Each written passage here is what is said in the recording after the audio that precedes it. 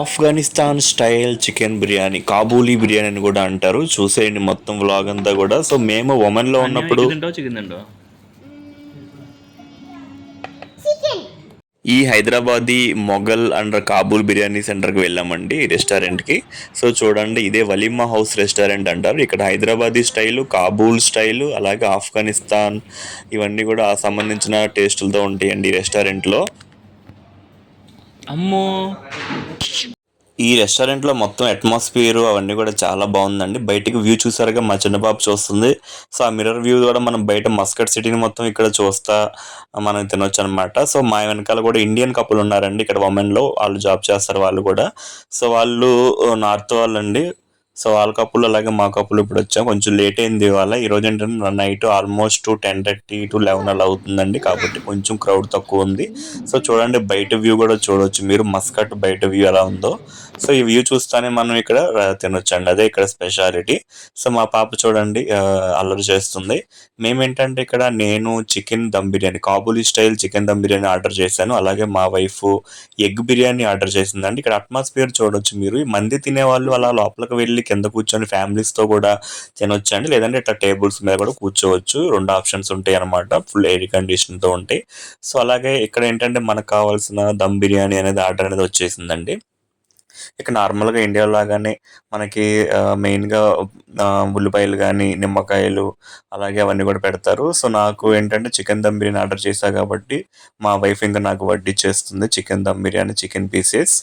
చికెన్తో పాటు ఒక ఎగ్ ఇచ్చాడండి. అలాగే మా వైఫ్ వాళ్ళేమో ఎగ్ బిర్యానీ ఆర్డర్ చేసుకున్నారు, only egg biryani with gravy అనమాట.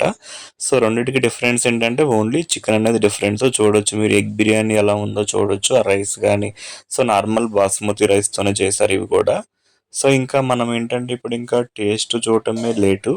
సో ఈ పీసెస్ అనేది ఎలా ఉందో నేను చూస్తాను. ఫస్ట్ ఎగ్ అనేది తిన్నాను.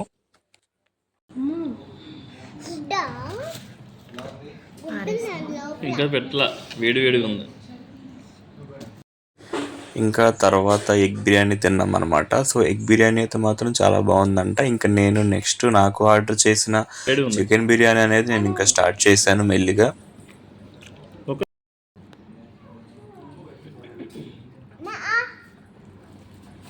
రైస్ చూడండి ఎలా ఉందో, అలాగే చికెన్ పీసెస్ చూడండి, ఇవి దమ్ పీసెస్ అనమాట.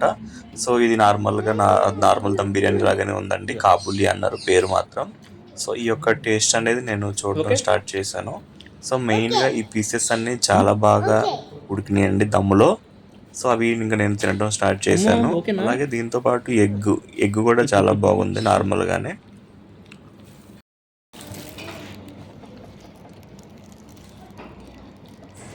టేస్ట్ చూసానండి, చాలా బాగుంది టేస్ట్ మాత్రం.